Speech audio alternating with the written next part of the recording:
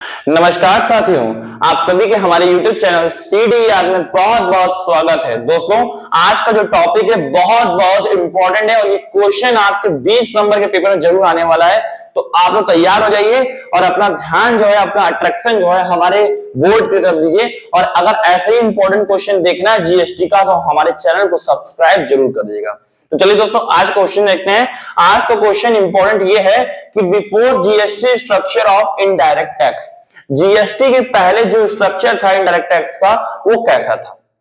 दोस्तों, हम बात करते हैं जीएसटी से पहले की, तो हम देखते हैं जब भारत में जीएसटी नहीं आया था, हम बात करते हैं 2017 1 जुलाई के पहले की, तो उस समय इनडायरेक्ट टैक्स का स्ट्रक्चर कुछ ऐसा था।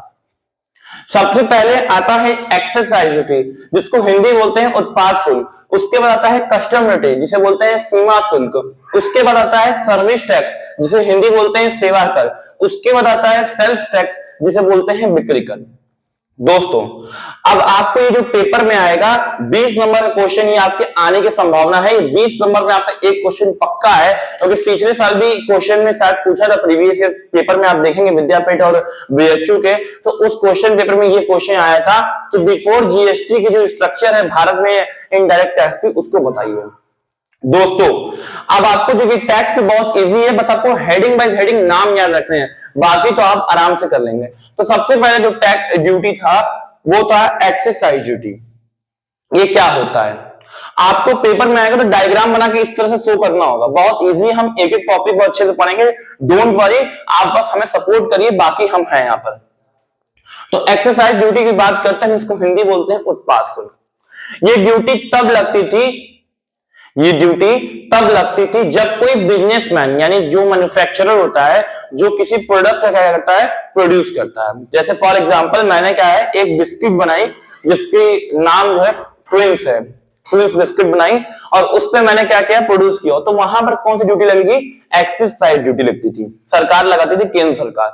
ये जो पावर था वो केंद्र सरकार के पास होता है, और ये शेड्यूल 7 में आता है, और ये सेंट्रल के केंद्र सूची के प्रथम लिस्ट में आता है। ठीक है दोस्तों, तो ये एक्साइज ड्यूटी तब लगता है जब हम किसी वस्तु का निर्माण करते हैं, यानी किसी गुड्स को प्रोड्यूस करते हैं, मैन्युफैक्चर करते हैं, तब ये लगता है एक्साइज ड्यूटी। और ये ड्यूटी लगाती है केंद्र सरकार। ये हमारे जो है शेड्यूल 7 में आता है और सेंट्रल की लिस्ट में फर्स्ट में आता है। क्लियर, कोई डाउट नहीं होना चाहिए। और ये तब लगता है जब हम कोई चीज मैन्युफैक्चर करते हैं, कोई भी चीज, कपड़ा, बिस्किट, खाने वाला, पहनने वाला, एनीथिंग। ठीक है, फिर दूसरा आता है कस्टम ड्यूटी। कस्टम ड्यूटी को हिंदी बोलते हैं सीमा शुल्क। दोस्तों, सीमा शुल्क तब लगाया जाता है जब हम कोई वस्तु अपने देश से दूसरे देश में इंपोर्ट करते हैं या एक्सपोर्ट करते हैं। इंपोर्ट कहने का मतलब यहां पर यह था कि हम किसी वस्तु को क्या करते हैं, दूसरे देश भेजते हैं, और एक्सपोर्ट करने का मतलब यहां कि हम किसी वस्तु को क्या करते हैं, सेल करते हैं। तो मतलब हम जब किसी और देश से कोई सामान खरीदेंगे या कोई सामान बेचेंगे, तो उस कंडीशन में क्या सरकार हमसे लेती थी, कस्टम ड्यूटी। और इसका जो पावर था, इसका जो राइट था, वो था सेंट्रल गवर्नमेंट के पास। सेंट्रल गवर्नमेंट क्या करती थी उस टाइम, एक्साइज ड्यूटी लगाती, जीएसटी के पहले। ये भी क्या है, आपके शेड्यूल 7 में आता है और सेंट्रल के फर्स्ट लिस्ट में आता है। और ये एक्सपोर्ट और इंपोर्ट लगता था, वो भी देश से बाहर। फॉर एग्जांपल, हमने क्या है, कोई मसाला है, उस मसाले को क्या क्या है कि हमने इंडिया से अमेरिका भेजा, तो उस कंडीशन में क्या लगता था, आपका कस्टम ड्यूटी। कोई चीज है, कोई मोबाइल है जो क्या है, जो है कि इंग्लैंड से भारत आ रहा है, तो उस कंडीशन में क्या लगता है, कस्टम ड्यूटी। अच्छा, कस्टम ड्यूटी इसलिए लगाया जाता है क्योंकि आप देखेंगे तो बहुत सारी चीजें, आप जरा आप ध्यान दीजिएगा कि बहुत सारी चीजें हमारे देश के बाहर सस्ती मिलती हैं। अगर उन चीजों का, अगर उन देश से यहाँ आना आएगा और हम खरीदते जाएंगे, तो उसका क्या है, इनकम बाहर देश का बढ़ेगा।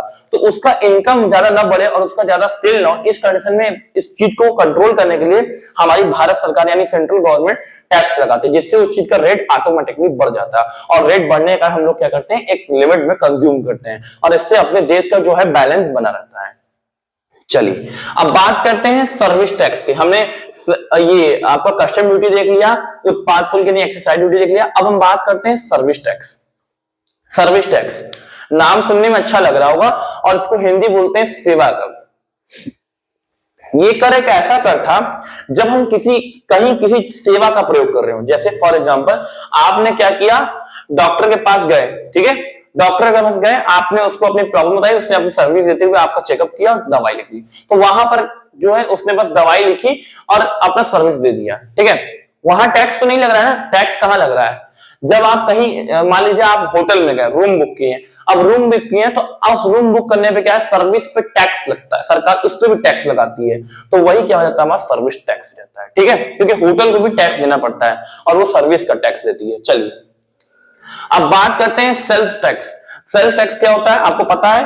अच्छा, इसकी बात कर लेते हैं। जो हमारा सर्विस टैक्स होता है वो शेड्यूल 7 में ये भी आता है, और ये क्या होता है, टैक्सेबल इवेंट सर्विस। कोई सर्विस देंगे तो उस पर टैक्स लगता है, और ये भी राइट जो पावर होता है वो सेंट्रल गवर्नमेंट के हाथ में होता है। अब हम बात करते हैं सेल्स टैक्स। सेल्स टैक्स क्या होता है? जहां हम सिर्फ क्या करेंगे, अपने गुड्स को सेल करेंगे, वहां पे क्या लगता है, सेल टैक्स लगता है। और ये जो पावर होता है, ध्यान दीजिएगा दोस्तों, एक कॉमन चीज है, ये वाला भी सेंट्रल गवर्नमेंट यूज करता था, ये वाला भी सेंट्रल गवर्नमेंट, ये वाला, लेकिन ये वाला जो होता है ये स्टेट गवर्नमेंट करता है।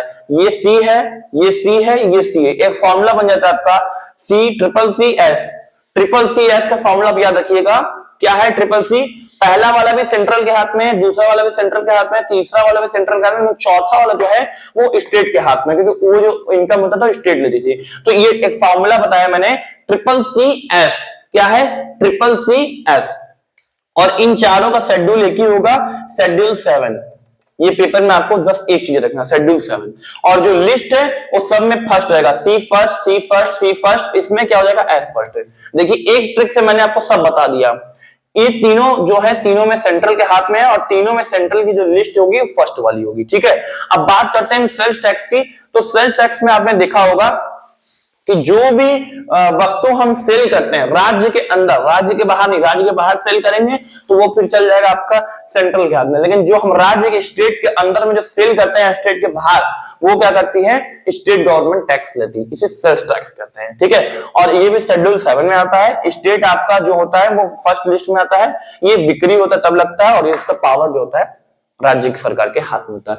तो यही आपका टैक्स था। आपको पेपर में 20 नंबर का पूछेगा कि जीएसटी के पहले का जो स्ट्रक्चर था भारत में इनडायरेक्ट टैक्स का, उसको एक्सप्लेन करिए। तो आप पहले बाकायदे एक पेज में इस डायग्राम को शो करिएगा, और डायग्राम को शो करने के बाद एक एक टॉपिक लीजिएगा और एक एक पेज का लिखिएगा। तो मैं समझता हूं कि ये आप क्वेश्चन आप 5 पेज में आराम से लिख लेंगे, मेरे बोले हुए कहानी के। अगर आप किताब पढ़ जाते हैं वो 5 पेज आपका 8-9 पेज में चल जाएगा। तो मैंने जितनी कहानी बताई, सिर्फ कहानी जब आप 5 पेज लिख सकते हैं, तो आप हल्का सा अपने से मेहनत कर दीजिएगा तो आप क्या क्या कर लेंगे। तो मैं बस आपको एक पॉइंट दे रहा हूं, एक व्यू दे रहा हूं आपको पढ़ने के लिए, बाकी आपके ऊपर है। मैंने सबके ऊपर व्यू देकर बता दिया। ये लॉन्ग क्वेश्चन आपके पेपर में गारंटी है कि एक क्वेश्चन यहां से फंसेगा, और इसी बात पर, गारंटी की बात पे ही आप एक लाइक दे के जाइएगा, एक सब्सक्राइब दे के जाइएगा। आज के लिए इतना ही, नमस्कार।